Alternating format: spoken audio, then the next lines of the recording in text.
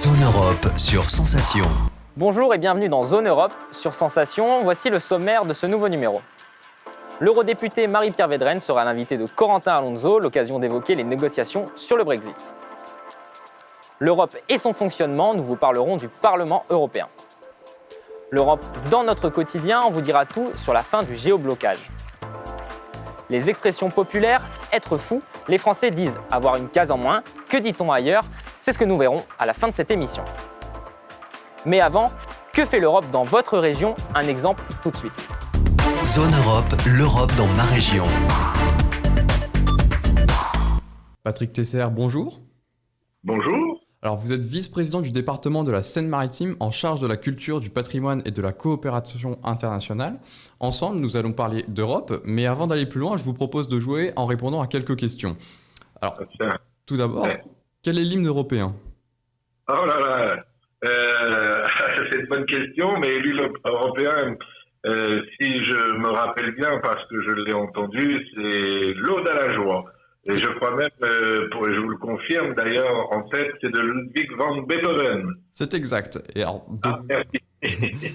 Et de quand date la déclaration Schuman? Oh là là.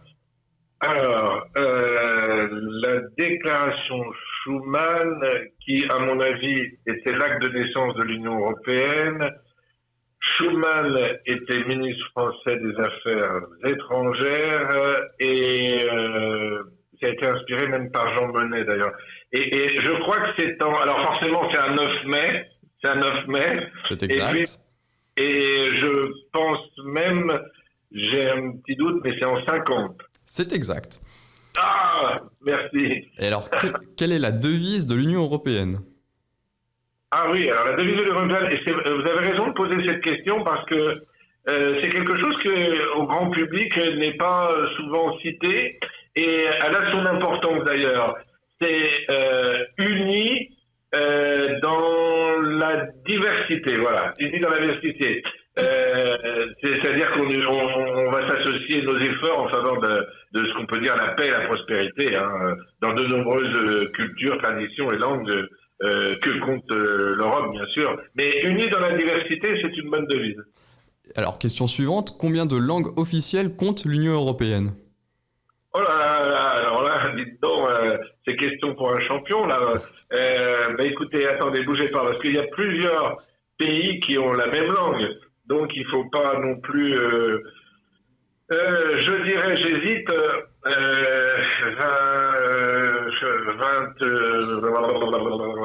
bon, allez, je tente le coup. 24.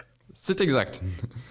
Ah, j'ai hésité à 23, mais c'est vrai que bon, il y a le français, mais il est parlé aussi, et puis il y a d'autres langues qu'on ne soupçonne pas sur les 28, donc c'est 24, oui, ok, j'ai hésité, mais 24 c'est bon, merci. Et alors une dernière question pour ce petit quiz, qui préside la Commission européenne? Ah, c'est la charmante dame allemande, oui, allemande, c'est Ursula von der Leyen, je crois qu'elle l'occupe depuis l'année dernière et je pense que c'était en décembre. Elle succédait à Jean-Paul Juncker. Eh ben, c'est un sans faute. Du coup, maintenant, je vous propose Allez-y. Je reviens de loin. Alors, je vous propose maintenant de passer à la suite de notre émission. Quel est votre lien, vous, avec l'Europe? Ah, mon lien avec l'Europe, il est important, si vous voulez. Quand je dis il est important, ça paraît simple de dire ça, mais il est important parce que mon père a été prisonnier 5 ans en Allemagne et je suis de 57, vous voyez. Et quand il est revenu, bon, j'étais petit, mais on parlait beaucoup d'Europe, la construction européenne, et je pense que quelque part, l'Europe permet certainement de faire barrage à une nouvelle guerre, à un nouveau contexte. Et pour moi, je voudrais plus que ça revienne, qu'on connaisse tout ce qui s'est passé pendant ces affreuses guerres, les camps de concentration et autres, le travail obligatoire.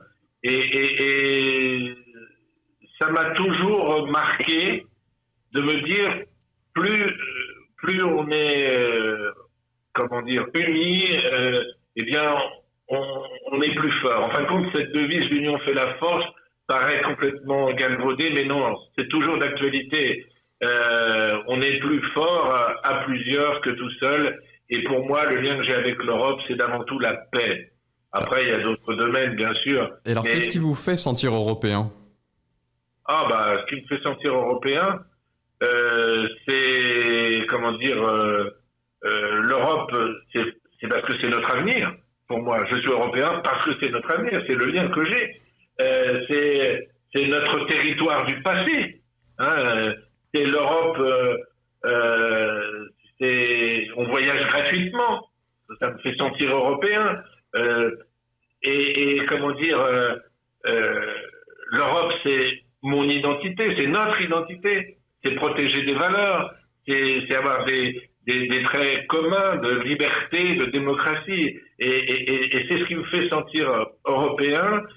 C'est tout ça. Et l'Europe, c'est nous l'Europe. Hein. Et alors, tous les Français n'expriment pas la même chose, parce que d'après un rapport Eurobaromètre récent, 32% des Français font confiance à l'Union européenne, 36% ont une image positive de l'Union européenne, et 58% des Français se sentent citoyens de l'Union européenne. Comment on pourrait faire pour faire évoluer ces choses et que ce pourcentage augmente? Écoutez, moi, je suis beaucoup dans les devises, mais il y a une chose qui me paraît importante, c'est celle-là. Je ne sais pas qui l'a dite, mais elle me plaît bien. Quand un arbre tombe, on l'entend. Et quand la forêt pousse, eh bien, il n'y a pas un bruit. Eh bien, si vous voulez, c'est un peu ça. L'Europe, elle pousse, mais seulement personne la défend. Personne ne sait ce que c'est que l'Europe. Personne en marchant dans la rue, en prenant un tramway, en allant dans un quartier, en ayant une devise qui s'appelle l'euro, personne ne se rapproche de l'Europe. Et pourtant, elle est présente au quotidien. Alors justement, vous en parlez, elle est présente partout autour de nous. Et alors, comment le département de la Seine-Maritime bénéficie de fonds européens? Mais de quels fonds s'agit-il? Alors, je vais vous dire ce qui est. C'est assez simple. L'Union européenne est effectivement présente au sein du département. Elle soutient des projets dans une série de domaines comme la politique régionale, d'ailleurs, la recherche, l'éducation, l'inclusion sociale, l'agriculture ou l'environnement, et à travers 4 fonds structurels qui sont gérés par la région. Et donc, il y a le FEDER, le FSE, le FEDER et le FAMP. Il y a le Fonds européen pour la pêche, le Fonds européen agricole, le Fonds social européen et le Fonds européen de développement régional. Et nous avons donc mené, par la distribution qui est faite dans chaque thème, nous avons mené aussi un programme dans le FEDER, dans le FAMP pour la pêche, par exemple, à la recherche de l'innovation portée par des universités, par exemple pour le Havre, par des établissements d'enseignement supérieur pour moi, le programme pour rénovation énergétique, on a bénéficié du FEDER. On a des projets liés à l'usage numérique. On a 5 projets dans le département 76. On a des projets urbains, le financement d'un écoquartier. Au niveau du FEDER, qui est pour l'agriculture, on a 893 projets d'investissement. On a 361 projets pour les jeunes agriculteurs. On a en gros 2,4 millions. Je me rappelle pour les services de proximité en zone rurale, des maisons de santé pluridisciplinaires. Et pour la pêche, on a alloué 2,3 millions au projet d'innovation pour la pêche et pour l'aide à la création d'entreprises pour les jeunes pêcheurs, par exemple. On a aussi la protection de la restauration de la biodiversité dans les écosystèmes marins. Et le département, en tant que personne morale, mène également des projets et bénéficie des crédits FEDER. Alors, je vous l'ai dit, pour le numérique, pour les bibliothèques numériques, pour les tablettes numériques, pour le portail d'annotation collaborative, pour les archives départementales. Et puis on a également, pour nos sites, nos 3 sites, Natura 2000, on bénéficie de 350 000 €, l'abbaye de Jumièges, il héberge en Seine-Maritime, le boucle de la Seine, pour l'avenue verte, Londres, Paris, enfin bref. Et il y a aussi une complémentarité quelque part, non? Parce qu'au niveau départemental, il y a des aides européennes, mais au niveau régional aussi. Au niveau régional aussi, alors chacun reçoit les fonds en fonction de ses compétences.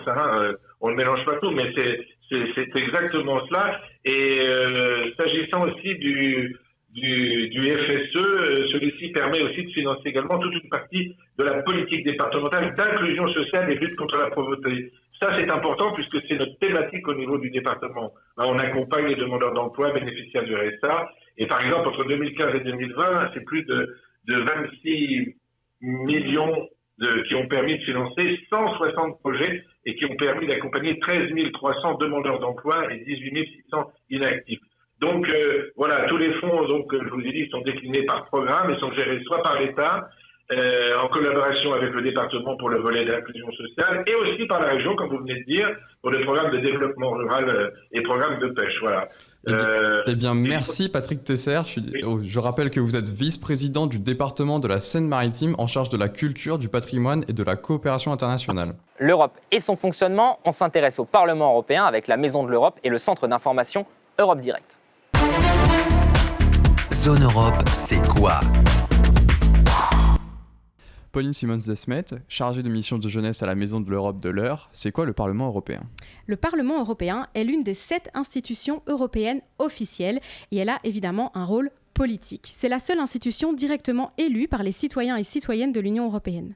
Comme son nom l'indique, il s'agit du Parlement, donc de l'endroit où sont votées les lois.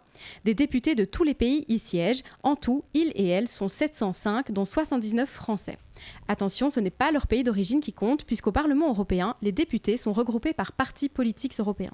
Ils ne sont pas censés défendre les intérêts de leur pays, mais bien ceux des citoyens qui ont voté pour eux en fonction de leur goût politique.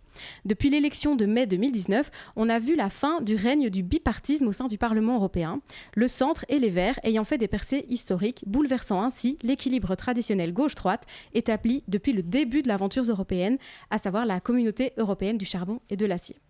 Enfin, le Parlement européen n'est pas la seule institution à voter les lois, il est co-législateur avec le Conseil des ministres. Le Parlement européen existe depuis les années 50 et la création de l'Union européenne, mais nous n'avons pas toujours eu des élections européennes. La première où nous avons tous pu voter a eu lieu en 1979 et on a vu comme première présidente de ce Parlement directement élue Simone Veil. Le Parlement européen tend à prendre de plus en plus de pouvoir. Il est situé à Strasbourg, mais a également des bureaux à Bruxelles où les députés travaillent la plupart du temps. L'eurodéputé Marie-Pierre Védrenne est l'invitée de Corentin Alonso, l'occasion d'évoquer les négociations sur le Brexit. Zone Europe, l'invité politique. Marie-Pierre Védrenne, bonjour. Bonjour. Alors vous êtes eurodéputée, membre du groupe Renew Europe et vous êtes vice-présidente de la commission du commerce international au Parlement européen. Alors à l'heure où nous enregistrons cette émission, les négociations du Brexit sont toujours dans l'impasse. Le Royaume-Uni a quitté l'Union européenne le 31 janvier. Nous sommes en pleine période de transition et ce jusqu'au 31 décembre prochain. Pour l'instant, ce sont toujours les règles de l'Union européenne qui s'appliquent. Pourquoi est-ce que ça prend autant de temps ? Je rappelle que les Britanniques ont dit yes au Brexit le 23 juin 2016. Pourquoi ça prend autant de temps ? Parce qu'en fait, nous avions une relation très particulière. Nous avions construit un contrat de mariage. Il a fallu faire en sorte d'abord de négocier le divorce. Et maintenant, il nous faut établir notre future relation. Et quand vous êtes alliés depuis de longues dates, forcément, ça doit prendre le temps de long parce qu'il faut mesurer les conséquences dans tous les domaines. On parle énormément de la question de la pêche parce que c'est un sujet sensible à l'heure actuelle, mais il y a les questions aussi de recherche, il y a les questions de sécurité, il y a les questions d'énergie. Donc il y a plein de points à voir. Donc c'est important que les négociations prennent du temps et c'est important que, comme vous le signifiez, la période de transition va se terminer à la fin de l'année, que nous ayons des solutions pour dresser notre nouvelle relation qui est certes maintenant en dehors de l'Union européenne, mais il faut trouver des solutions qui soient justes pour l'ensemble des parties parce que l'Union européenne et les citoyens européens, les entreprises européennes n'ont pas à subir la décision des Britanniques que nous respectons. Vous en avez listé, il y a pas mal de sujets sur lesquels portent les négociations. Qu'est-ce qu'on doit choisir, décider ? Où sont les points qui bloquent le plus ? À l'heure actuelle, en fait, il y a 3 points qui sont extrêmement sensibles dans cette fin de négociation. Donc, je l'ai évoqué, la question de la pêche, c'est-à-dire la question de l'accès aux eaux britanniques versus l'accès du marché intérieur. C'est un petit peu ça les points d'achoppement sur la négociation. Il y a les questions de gouvernance de manière globale, comment justement nous avons dessiné un accord de commerce mais qui ne met pas à mal les autres sujets. Et puis les questions général, de libre, de ce qu'on appelle dans le jargon européen le level playing field, c'est-à-dire une concurrence qui soit juste, qui soit loyale.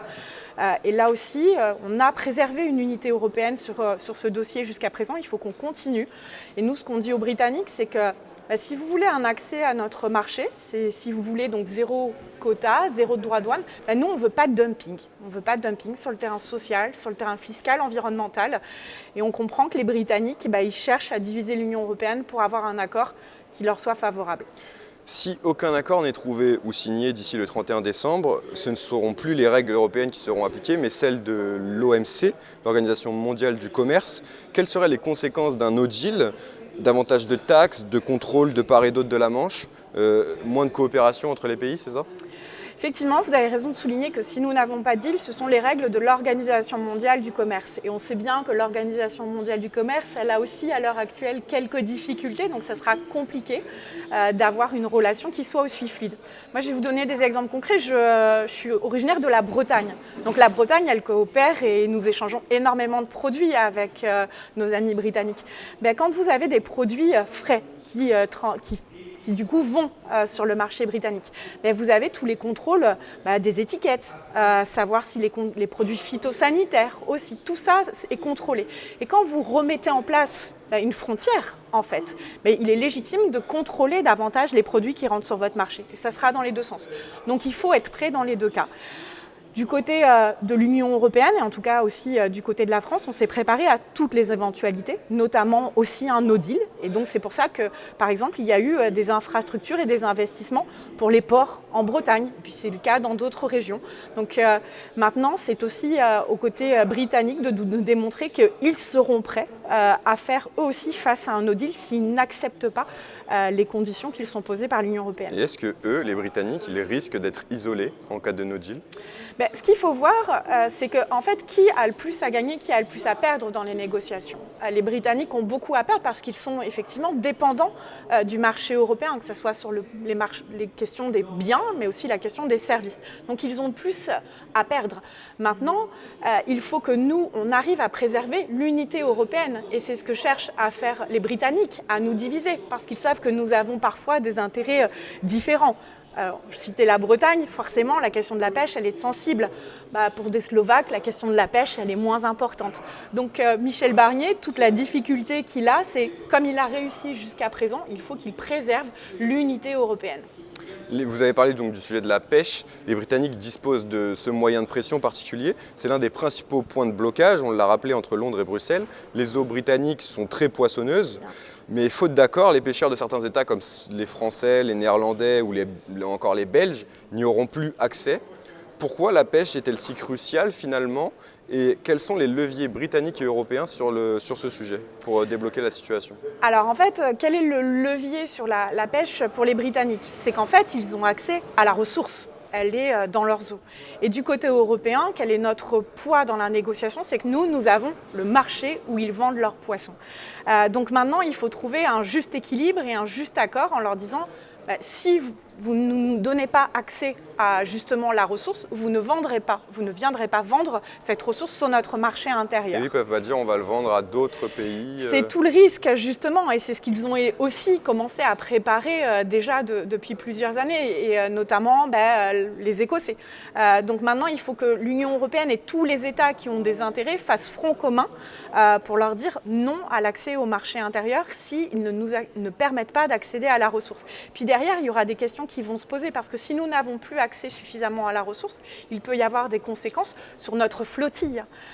Donc tout ça, ça a des conséquences bien sûr sur les pêcheurs, ça a des conséquences sur la filière ensuite en aval et c'est important que l'Union européenne reste unie sur cette question. Après la pêche c'est un sujet mais il y a aussi d'autres facteurs à prendre en compte beaucoup plus larges. Le Royaume-Uni exporte près de la moitié de ses produits vers le continent européen alors que l'Union européenne elle n'exporte que 8% de ses marchandises, il y a donc moins de dépendance. Oui. Est-ce que c'est simpliste de dire que le Royaume-Uni a plus à perdre que l'Union européenne en cas de no deal ?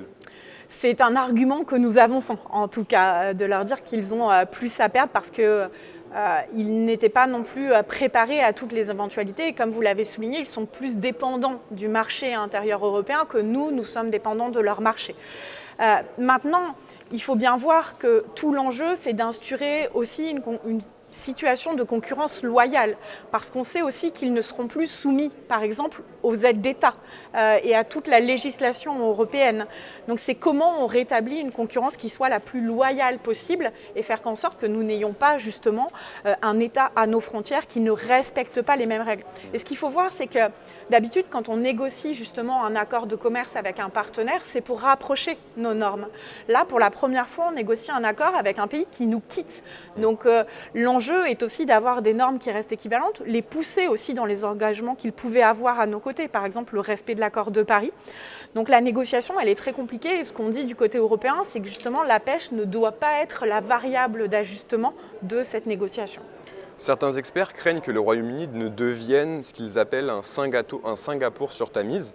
Alors, un peu d'histoire pour bien comprendre cette notion. La rupture entre Singapour et la Malaisie en 1965 lui a permis de développer une économie de marché libérale qui a longtemps été l'une des plus compétitives au monde avant de rentrer en récession au deuxième trimestre de cette année. Aujourd'hui, pour certains observateurs, donc, il existe un risque pour l'Union européenne, c'est que le Royaume-Uni devienne une sorte de Singapour sur Tamise. Qu'est-ce que cela signifie? Est-ce que le Royaume-Uni peut faire du dumping fiscal, social et environnemental? Est-ce que vous craignez cette... C'est exactement la crainte principale et c'est le message qu'on évoque tous, le négociateur, le Parlement européen aux Britanniques. L'enjeu, c'est ce que je disais tout à l'heure, ils veulent accéder à notre marché. Donc ils ne veulent pas de droits de douane, ils ne veulent pas de quotas. Et nous, on leur dit très bien. Mais pour ne pas avoir de droits de douane, vous ne pouvez pas faire de dumping. Donc sur le plan social, sur le plan, c'est-à-dire le droit des travailleurs, sur le plan fiscal, sur le plan, donc là, ce sera les aides d'État notamment, et sur le plan environnemental. J'évoquais à l'instant l'accord de Paris.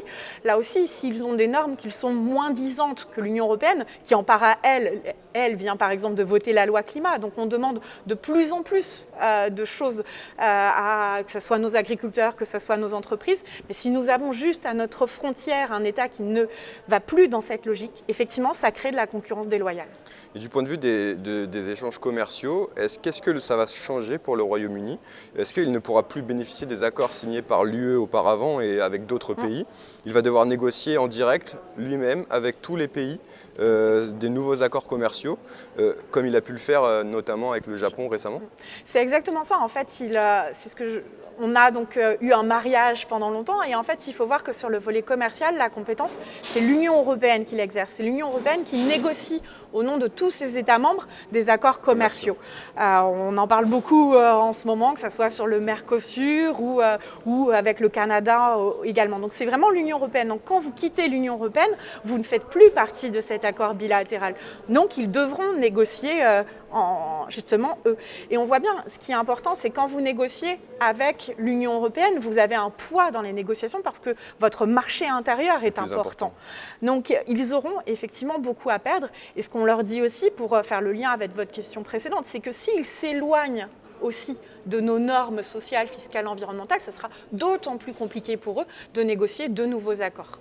Pour terminer, si un accord est finalement trouvé, il devrait être conclu au plus tard début novembre pour permettre au Parlement européen de l'adopter et à certaines assemblées nationales de le ratifier avant la fin de la période de transition qui durera jusqu'au 31 décembre. Rien n'est joué, même en cas d'accord. Le projet pourra encore être rejeté même s'il y a un accord. Bien sûr, on a vu tous les débats du côté britannique. Nous, du côté Parlement européen, on est très clair. On dit qu'il est nécessaire d'avoir un accord, mais on ne veut pas n'importe quel accord. Justement, on a longuement évoqué la pêche, on évoque les distorsions de concurrence. Si sur ces points, le Parlement européen n'est pas rassuré, nous ne voterons pas cet accord. Mes collègues nous avons co-signé une tribune justement qui dit que accord très bien, mais pas mauvais accord et pas la pêche en tant que variable d'ajustement. Je pense que ça sera la voix du Parlement européen également, qui a toujours poussé le négociateur dans ce sens et à préserver l'unité européenne et puis à préserver les droits des citoyens, parce qu'il ne faut pas oublier également, on parle beaucoup d'accords commerciaux, mais nous avons énormément d'Européens installés justement du côté de chez les Britanniques et puis énormément de Britanniques installés dans nos territoires également. Donc il faut trouver un accord qui soit équilibré, juste pour toutes les parties. Alors maintenant, Marie-Pierre Védrenne, pour finir cette émission, avant de se quitter, nous allons faire le Money Time, c'est une série de questions-réponses rapides. Alors nous commençons tout de suite. Une tenue correcte pour aller à l'école, pour vous, qu'est-ce que c'est ? C'est déjà, je pense, une tenue dans laquelle on se sent bien. parce que c'est important d'être bien pour pouvoir être dans les bonnes conditions d'apprentissage. Et je pense que c'est une tenue dans laquelle on se sent bien. Quel est l'hymne européen ? C'est l'Ode à la joie, mais je ne chanterai pas. Bonne réponse. Quel serait pour vous le meilleur Premier ministre ? Le meilleur Premier ministre, le Premier ministre en France, oui. Du coup. J'aime beaucoup Édouard Philippe, mais j'apprécie aussi Jean Castex. Quitter la ville pour s'installer à la campagne, c'est un souhait de nombreux citadins depuis la crise du sanitaire. Qu'en dites-vous ? C'est ce que j'ai fait. Vous l'avez fait également. Quelle est la devise de l'Union européenne ? Unis dans la diversité. Bonne réponse encore. Et enfin, quel est le dernier livre que vous avez lu ? Femme puissance de Léa Salamé. Merci Marie-Pierre Védrenne d'avoir été avec nous dans Zone Europe. Je vous en prie. Que fait l'Europe dans notre quotidien ? La fin du géoblocage. Olivia Schmoll nous en dit plus. Zone Europe. Vous êtes en voyage d'affaires en Allemagne et vous risquez de louper la retransmission d'un match du PSG. Vous êtes en Hongrie et vous craignez de ne pas pouvoir regarder les nouveaux épisodes de la Casa de Papel. Rassurez-vous, vous pouvez profiter de vos abonnements numériques lors de vos séjours temporaires dans l'un des pays de l'Union européenne. De nouvelles règles sur la portabilité des services de contenu en ligne établies par le Parlement européen et le Conseil sont entrées en vigueur le 1er avril 2018. Les plateformes vidéo comme Netflix, MyCanal, Amazon Prime, les services de musique en ligne comme Deezer, Spotify ou Apple Music, les jeux en ligne comme Steam ou Origin ou encore les plateformes de e-book sont concernés. La portabilité des abonnements ne s'applique qu'aux services payants, en sont exclus les plateformes de replay de certaines chaînes, de télévision et de radio. 64% des Européens utilisent Internet pour jouer à des jeux, visionner des images, regarder des films ou écouter de la musique. Les expressions populaires, être fou, les Français disent avoir une case en moins. Pour les Belges, c'est ne pas avoir toutes ses frites dans le même cornet. Que dit-on ailleurs ? Regardez. Zone Europe, expression d'ici et d'ailleurs. En Allemagne, on dit nicht alle Tassen im Schrank haben, ce qui signifie ne pas avoir toutes les tasses dans le buffet. Au Portugal, on dit ter parafuso a menos, ce qui signifie avoir une vis en moins. Au Royaume-Uni, on dit to have bats in the belfry, ce qui signifie avoir des chauves-souris dans le beffroi. En Espagne, on dit le falta un tornillo, il lui manque une vis. Zone Europe, c'est terminé. Merci aux équipes techniques du Parlement européen de Bruxelles. Vous pouvez retrouver cette émission en podcast audio et vidéo sur notre site internet et notre application Radio Sensation. Bonne soirée. Zone Europe sur Sensation.